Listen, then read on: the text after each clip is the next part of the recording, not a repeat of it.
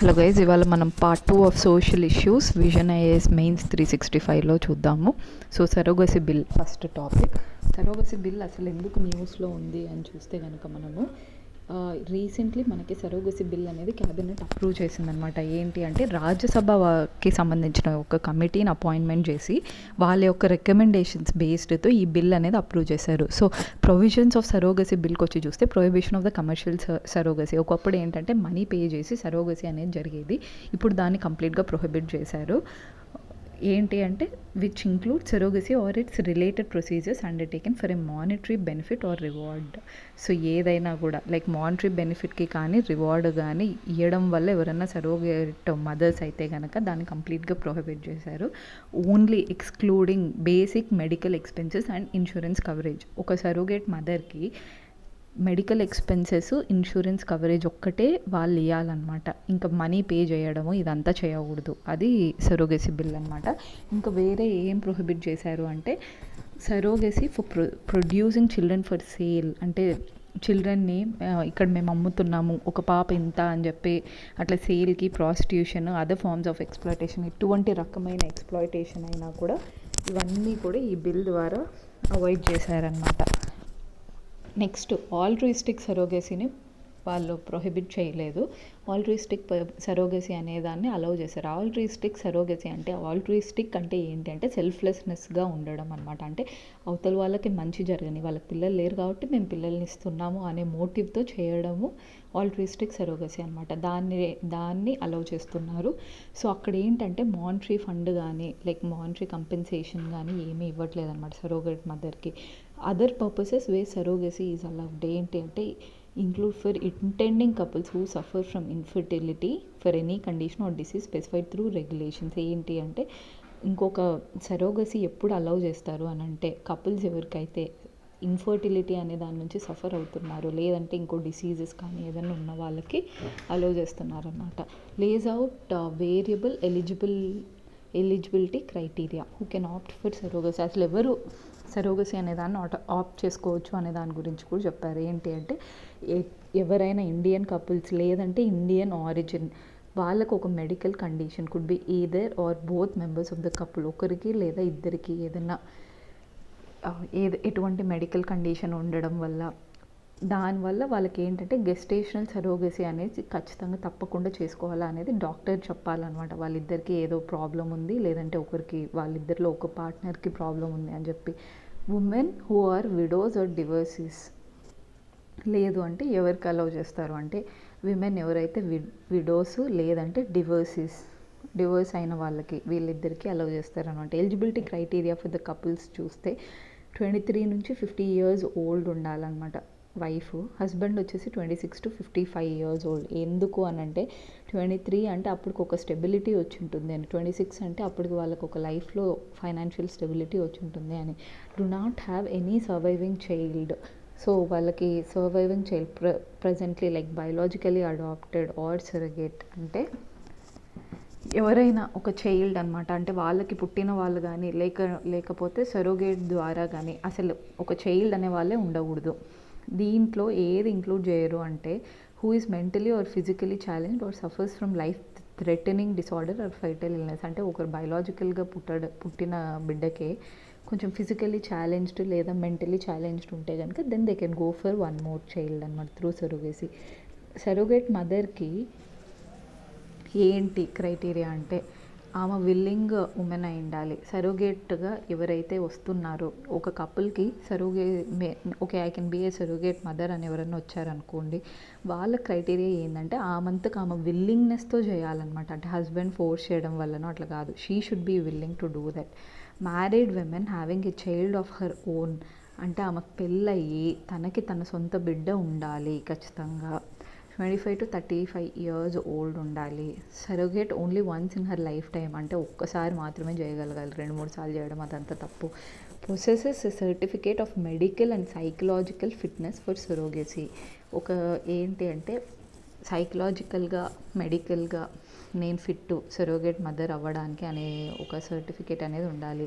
Establishment of authorities both the central and the state government shell appoint one or more appropriate authorities including the national and state surrogacy boards. So ఇది ఆ authorities అనే establishment ఎట్లా ఉంటుందంటే central state governments ఇద్దరూ కూడా ఒకరు లేదా ఎక్కువ అప్రోప్రియేట్ అథారిటీస్ అంటే దాన్ని చూడడానికి కోసం నేషనల్ స్టేట్ సరోగసీ బోర్డ్స్ అనేవి ఉండాలన్నమాట. Apart from regulation of surrogacy clinics they will enforce standards, investigate any breach of the provisions of the bill and recommend modifications to the rules and regulations. So ఈ surrogacy clinics regulation ఒకటే ఏదైతే ఆ authority కానీ board కానీ ఉంటుందో surrogacy క్లినిక్స్ని regulate చేయడమే మాత్రం కాకుండా దానికి ఎటువంటి స్టాండర్డ్స్ ఉండాలంటే సరోగసీ క్లినిక్స్ అనేవి ఇప్పుడు ఒక హాస్పిటలే ఉందనుకోండి, దానికి ఎటువంటి స్టాండర్డ్స్ ఉంటే అక్కడ సరోగసీ చేయొచ్చు, లేదంటే ఆ బిల్ ప్రొవిజన్స్ని బ్రీచ్ చేస్తే వాళ్ళకి ఎట్లాంటి పనిష్మెంట్స్ కానీ, లేదంటే దాని ఇన్వెస్టిగేషన్ ప్రొసీజర్స్ ఏంటి, తర్వాత రూల్స్ రెగ్యులేషన్స్కి మోడిఫికేషన్స్ ఇవన్నీ కూడా వాళ్ళకి చేసే అథారిటీ ఉంటుంది స్టేట్ అండ్ నేషనల్ సరోగసీ బోర్డ్స్కి. సో ఇన్సూరెన్స్ కవర్కి వచ్చి చూస్తే 36 months for the surrogate mother to take care of all her medical needs, emergency conditions or complications.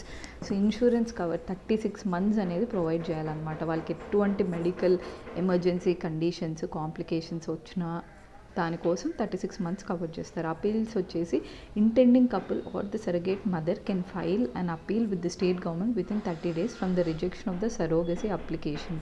So ఒకవేళ వాళ్ళు ఫస్ట్ సరోగసీ అప్లికేషన్ వేసుకున్నప్పుడు గవర్నమెంట్ కనుక రిజెక్ట్ చేసిందనుకో, ఆ సరోగేట్ మదర్ కానీ లేదా కపుల్ ఇద్దరిలో ఎవరైనా కూడా వాళ్ళ అపీల్ అనేది స్టేట్ గవర్నమెంట్తో విత్ ఇన్ 30 days ఫైల్ చేసుకోవచ్చు అనమాట.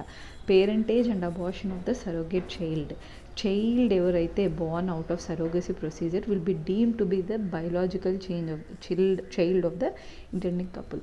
ఈవెన్ దో సరోగసీ ప్రొసీజర్ ద్వారా పుట్టారనుకోండి, ఆ చైల్డ్ ఎవరైతే ఉన్నారో వాళ్ళు డెఫినెట్లీ ఆ ఇంటెండింగ్ కపుల్కి బయోలాజికల్ చైల్డ్గా ట్రీట్ చేస్తారు. అబార్షన్ ఏదైతే ఉందో of the surrogate child requires the written consent of the surrogate mother and the authorization of the appropriate authority.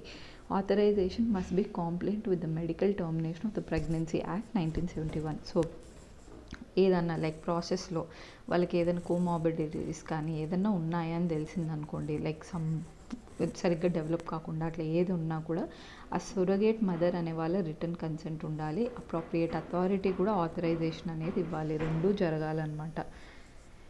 So termination of pregnancy act 1971 దాని కింద వీళ్ళకి ఆ medical termination of pregnancy act కింద ఆ authorization అనేది it should be in compliance అంటే దాన్ని ఏదైతే ఉందో ఆ యాక్ట్ని సాటిస్ఫై చేయాలా అని అర్థము.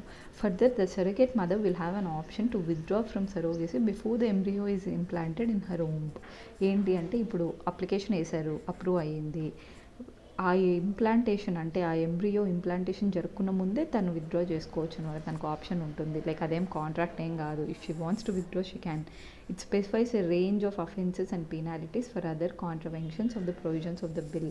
సో ఏదైనా ఈ బిల్లులో కనుక దీనికి అగెయిన్స్ట్గా వెళ్ళినా ఏదైనా చేస్తే దానికి సర్టెన్ ఇట్లాంటి అఫెన్సెస్ చేయకూడదని చెప్పి దానికి పెనాలిటీస్ అనేది పెనలైజ్ చేయడము ఇవన్నీ కూడా ఈ బిల్లో మెన్షన్ చేయబడి ఉన్నాయన్నమాట. అసలు సరోగసీ అంటే ఏంటి అని చూద్దాం. సరోగసీ అని అంటే practice way by one women carries the child. ఒక ఉమెన్ వేరే వాళ్ళ కోసం తను చైల్డ్ని క్యారీ చేస్తుంది అనమాట. ఇంటెన్షన్ ఏంటి అంటే బర్త్ తర్వాత వాళ్ళకి ఇచ్చేస్తారు అని. సో అదేంటి ఆల్ట్రిస్టిక్, కమర్షియల్ రెండు ఉండొచ్చు. ఎందుకంటే ఒక కపుల్కి లేకపోవడం వల్ల వీళ్ళు జాలితో ఇవ్వడం ఒకటి, ఇంకోటి కమర్షియల్ అంటే ఏంటి her compensation paid to the here compensation ఏదైతే ఉందో సరోగేట్ మదర్కి డబ్బులు ఇచ్చి కొనుక్కోవడం అనమాట. సో మెడికల్ ఎక్స్పెన్సెసే కాకుండా నేను 5 లక్షలు ఇస్తా బిడ్డ ఇచ్చేసి, లేదంటే 10 లక్షలు ఇస్తా అని చెప్పడం. సరోగసీ ఇన్ ఇండియా అంటే ఇండియా వచ్చేసి మేజర్ హబ్గా ఎమర్జ్ అయింది ఫర్ కపుల్స్. అది ఏంటి వేరే అదర్ కంట్రీస్ నుంచి వచ్చి ఇక్కడ వీళ్ళని ఎక్స్‌ప్లాయిట్ చేసి తీసుకెళ్తున్నారనమాట. 2012లో ఒక స్టడీ కండక్ట్ చేస్తే ఏమని చెప్పారు అంటే సరోగసీ బిజినెస్ అనేది ఇండియాలో $400 million ఉందన్నమాట. 3000 ఫర్టిలిటీ క్లినిక్స్ ఇన్ ఇండియా అంటే 3000 ఫర్టిలిటీ క్లినిక్స్లో $400 million జరుగుతూ ఉంది. కన్సర్న్స్ ఏమి రిగార్డింగ్ ఇండియా అంటే exploitation of the surrogate mothers due to poverty and lack of education. వాళ్ళకి పావర్టీ ఉండడము, ల్యాక్ ఆఫ్ ఎడ్యుకేషన్ దీనివల్ల అనమాట. Abandonment of children born out of surrogacy. అంటే ఒకవేళ చైల్డ్ కనుక సరిగ్గా లేకపోతే, లేదు అంటే ఫారినర్స్కి అప్పుడు ఏదైనా అయినా వాళ్ళ మైండ్ మార్చుకోవడం వల్ల వీళ్ళని అబాండన్ చేస్తారు. తర్వాత ఈ మదర్కి ఆ పిల్లల్ని పెంచే స్తోమత ఉండకపోవడం వల్ల rackets involving intermediaries importing human embryos and gametes. So human ఎంబ్రియోస్ని వీళ్ళందరినీ కూడా స్మగుల్ చేయడము, గ్యామెట్స్ని ఇంపోర్ట్ చేయడం ఇవంతా కూడా జరుగుతున్నాయి. ఇష్యూస్ ఏవైతే రిమైన్ అయి ఉన్నాయి అంటే ఈ బిల్ వల్ల still lives out a number of the stake holders. అంటే లివ్ ఇన్ పార్ట్నర్స్కి సరోగసీ చేసుకునే రైట్ లేదనమాట. హోమోసెక్షువల్ కపుల్స్కి లేదు, సింగిల్ మెన్ అండ్ విమెన్కి. అంటే సింగిల్ మెన్ కానీ విమెన్ కానీ ఉంటే నాట్ అలౌడ్. ఆ ఉమెన్ పెళ్ళి చేసుకొని విడో అన్న అయి ఉండాలి, లేదంటే డివోర్స్ అన్న అయి ఉండాలి. అట్లాంటి వాళ్ళకి అలౌడ్ ఉందనమాట. Banning commercial surrogacy may not be the solution. అంటే వీళ్ళు ఏమనుకుంటున్నారు అని అంటే ఇప్పుడు లివ్ ఇన్ పార్ట్నర్స్ అంటే దానికి వాళ్ళకి ఒక స్టెబిలిటీ ఉండదు, పిల్లల్ని పెంచుతారో లేదో అనేది ఒకటి ఉంటుంది. హోమోసెక్షువల్ కపుల్స్ అంటే we don't know like how they are going to behave అన్నట్లు వీళ్ళు అనుకోవడము. సింగిల్ మెన్ అండ్ విమెన్ అంటే ఇప్పుడు ప్రస్తుతానికి సింగిల్గా ఉండొచ్చు, రేపు పెళ్ళి చేసుకొని బిడ్డ కానీ వీళ్ళని నెగ్లెక్ట్ చేయొచ్చు. సో ఇవన్నీ కూడా రీజన్స్ అనమాట. Banning commercial surrogacy may not be the solution. So commercial సరోగసీని బ్యాన్ చేయడం వల్ల మనకు టోటల్ సొల్యూషన్ అని కాదు. May push the industry underground and render surrogate mothers even more vulnerable. అంటే ఇప్పుడేంటి అండర్ గ్రౌండ్ మాఫియా లాగా డెవలప్ అయ్యి ఇంకా ఎక్కువ వీళ్ళు వల్నరబుల్ అండ్ ఎక్స్‌ప్లాయిటేషన్ గురయ్యే అవకాశం ఉంది. Further efforts should have been focused on addressing the concerns of exploitation, not banning the source of livelihood for many poor women. అంటే ఇది కన్సర్న్స్ ఎఫర్ట్స్ అనేది ఎట్లా పెట్టి ఉండాల్సింది అంటే ఎక్స్‌ప్లాయిటేషన్ని తీయడం పైన ఫోకస్ చేసి ఉండాలి. కానీ కంప్లీట్గా వీళ్ళని బ్యాన్ చేయడం అంటే ఆ లైవ్లీహుడ్ అనేది ఎవరైతే వీళ్ళకి ఆ మనీ వచ్చేదాన్ని బ్యాన్ చేయడం చేసి ఉండకూడదు. Focus should have been on improving her work conditions, make the process safe and secure for her, improve the terms of her contract for her. అంటే ఆ కాంట్రాక్ట్ ఏదైతే ఉందో తనకు ఫేవరబుల్గా చేసి విత్ మనీ పెట్టుండాల్సింది అని చెప్పి ఇవన్నిటి వల్ల లైక్ కంప్లీట్గా బ్యాన్ చేయడం వల్ల ఇంకా ఎక్స్‌ప్లాయిటేషన్ జరుగుతుంది తప్పితే ఇంకా మంచి జరుగుతుందని మనం చెప్పలేమన్నమాట. నెక్స్ట్ వచ్చి చూస్తే women and digital literacy next topic. అసలు న్యూస్లో ఎందుకు ఉంది అంటే రీసెంట్లీ ఫేస్బుక్ వచ్చేసి లాంచ్ చేసింది అనమాట. We think digital programme in partnership with the National Commission for Women and Cyber Peace Foundation to provide digital literacy training to 100,000 women across 7 states అనమాట. ఏంటి అంటే ఫేస్బుక్ రీసెంట్గా ఒక థీమ్ అనేది లాంచ్ చేసింది, వీ థింక్ డిజిటల్ అనే programme అనమాట. ఎవరితో పార్ట్నర్షిప్ అంటే నేషనల్ కమిషన్ ఫర్ విమెన్, మన ఇండియాలోనే నేషనల్ కమిషన్ ఫర్ విమెన్ అనేది ఉంది, అండ్ సైబర్ పీస్ ఫౌండేషన్తో కలిసి చేసింది. దేనికోసం అంటే డిజిటల్ లిటరసీ ప్రొవైడ్ చేయడానికి. ఎంతమందికి అంటే ఇంచుమించు 1 lakh విమెన్ ఇండియాలో ఉన్న 7 స్టేట్స్తో. ఇది వెరీ ఇంపార్టెంట్ చూడండి. సో అసలు డిజిటల్ లిటరసీ ఏంటి అంటే it has been defined as the ability of individuals and communities to understand and use digital technologies for meaningful actions within life situations. So అసలు digital literacy అంటే ఏంటి అంటే దాన్ని ఒక ability of individuals and communities, అంటే ఒక individual కమ్యూనిటీకి ఒక ఎబిలిటీ అనేది ఉంటుందన్నమాట. ఏంటి అంటే ఇప్పుడు ఆ డిజిటల్ టెక్నాలజీని అర్థం చేసుకునే శక్తి, దాన్ని యూస్ చేసుకునే శక్తి ఉండాలి. లేదంటే ఒక కమ్యూనిటీ ఇండివిజువల్ అంటే నాకు ఫోన్ ఆపరేట్ చేయడము, దాంట్లో ఇన్ఫర్మేషన్ తీసుకునేది ఇది తెలిసి ఉండాలి. కమ్యూనిటీ యాజ్ అ హోల్ అంటే ఒక విలేజ్ ఉంది, లేదంటే ఒక మైనారిటీ గ్రూప్ ఉంది, వాళ్ళందరికీ తెలిసి ఉండాలి అన్నమాట. అది ఏంటి for meaningful actions with in life situations. వాళ్ళ లైఫ్ సిచ్యువేషన్స్లోనే మీనింగ్ఫుల్ యాక్షన్స్ అనేది తీసుకోవాలన్నమాట. లైక్ సో ఒకసారి మళ్ళీ చూసుకుందాం. It has been defined as the ability of individuals and communities to understand and use digital technologies. అర్థం చేసుకోవడమే కాదు, యూస్ చేయడం కూడా తెలిసి ఉండాలి. For meaningful actions with in life situations. Any individual who can operate computer or laptop or tablet or smart phone and use other IT related tools is been considered as digitally literate. So ఎవరైతే computer కానీ laptop కానీ tablet smart phone other IT related tools ఇవన్నీ కూడా use చేయడం తెలిసిన వాళ్ళని digitally literate అంటారు. So ఏంటి మళ్ళీ చూస్తే computer laptop tablet or smart phone and use other IT related tools, వీళ్ళని డిజిటలీ లిటరేట్. 3 ఆస్పెక్ట్స్ అనేది ఉంటుంది. Finding and consuming digital content. So దాన్ని నెట్లో ఎతకడము అండ్ దాన్ని మనం కన్జ్యూమ్ చేసుకోవడం, అంటే ఇన్ఫర్మేషన్ తీసుకోవడము. So creating a digital content, for example YouTube videos ఎలా క్రియేట్ చేయాలి, ఇవంతా కూడా క్రియేటింగ్ డిజిటల్ కంటెంట్. ఆర్ ఒక బ్లాగ్ రాయడము, communicating or sharing, like through WhatsApp you communicate or you share already existing things. అంటే ఉన్నది షేర్ చేయడము, లేదు అంటే నువ్వు అనుకున్నది చెప్పడము, దట్ ఈస్ కమ్యూనికేషన్. సో అసలు అబౌట్ ద ప్రోగ్రామ్, ఈ విమెన్ అండ్ డిజిటల్ లిటరసీ ఏదైతే ఉందో దాని కింద ఫేస్బుక్ లాంచ్ చేసిన వీ థింక్ డిజిటల్ ప్రోగ్రామ్, అసలు ఈ ప్రోగ్రామ్ ఏంటి అని చూస్తే it seeks to provide digital literacy training to 100,000 women across 7 states in Uttar Pradesh, Assam, West Bengal, Madhya Pradesh, Gujarat, Jharkhand and Bihar. So ఏంటి అంటే ఈ 7 states ఏవైతే ఉన్నాయో దీంట్లో సౌత్ ఇండియన్ స్టేట్స్ ఏవీ లేవు చూడండి. UP, Assam, West Bengal, Madhya Pradesh, Gujarat, Jharkhand and Bihar. So బీమారులో ఏవేవి ఉన్నాయి, బీహార్ ఉంది, మధ్యప్రదేశ్ ఉంది అండ్ ఉత్తరప్రదేశ్ ఉంది, రాజస్థాన్ లేదు చూడండి, అది చూసుకోండి. సో మోస్ట్లీ లైక్ ఇవేంటి, గుజరాత్ తప్పితే ఇంకా మిగతా అన్నీ కూడా అండర్ డెవలప్డ్ స్టేట్సే ఉన్నాయి. గుజరాత్, వెస్ట్ బెంగాల్ తప్పితే మిగతా అన్నీ అండర్ డెవలప్డే ఉన్నాయి. దీంట్లో ఈ 7 స్టేట్స్ని చూస్ చేసుకున్నారు. It's objective is to create digital leadership amongst women and help them use technology to empower, enable them to make smart choices and be secure from online risks. So ఏంటి అంటే ఈ objective ఏంటి అంటే కనుక digital leadership అనేది create చేయడము, women amongst the women, and వాళ్ళకి టెక్నాలజీని వాళ్ళని ఎంపవర్ చేయడానికి. తర్వాత they should be enable to make smart choices, అంటే ఆ ఇన్ఫర్మేషన్ తెలుసుకొని వాళ్ళ చాయిసెస్ చేసుకునేటట్టు, అండ్ ఆన్లైన్ రిస్క్ నుంచి వాళ్ళు సెక్యూర్గా ఉండడం అన్నమాట. సో డిజిటల్ లీడర్షిప్ అనేది క్రియేట్ చేయాలి, help them use technology to empower, enable them to make smart choices and be secure from online risk. The program will focus on digital literacy and citizenship, addressing issues around privacy, safety and misinformation. So వీళ్ళ focus ఏముంటుంది అంటే digital literacy పైన, citizenship పైన, and addressing privacy, safety and misinformation. Status of digital literacy among women, digital gender gap అనేది ఇండియాలో చాలానే ఉందన్నమాట, చాలా హ్యూజ్గా ఉంది. 1/3 of India's total internet uses of female, that is 29%. So 1/3 కన్నా తక్కువే ఉన్నామన్నమాట. So 1/3 is like approximately 33%. So దానికన్నా లైక్ తక్కువ ఫీమేల్ యూజర్స్ ఉన్నారు. సో 29% అనమాట. Globally in developing countries the number of the women using the internet is 12% less than men. So globally developing కంట్రీస్లో చూస్తే just మెన్కి విమెన్కి ఆ గ్యాప్ ఏదైతే ఉందో అది ఓన్లీ 12% ఉంటుంది అనమాట.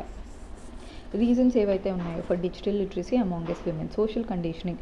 Women often did not make use of ICTs meant to empower them because of the several obstacles such as lack of self-confidence, low self-esteem, illiteracy, awareness in use of in modern technology resulting in low exposure and awareness. So women ఎవరైతే ఉన్నారో వాళ్ళు మామూలుగా కూడా ఐసీటీస్ పెద్ద use చేసే వాళ్ళు కాదనమాట. అవి ఐసీటీస్ ఏదైతే ఉన్నాయో వాళ్ళని ఎంపవర్ చేయడానికి ఎందుకు ఆబ్స్టికల్స్ ఏమేమి ఉన్నాయంటే self confidence, self esteem, literacy, awareness in use in modern technology. So దీనివల్ల లో ఎక్స్పోజర్ అండ్ అవేర్నెస్ అనేది ఉందన్నమాట.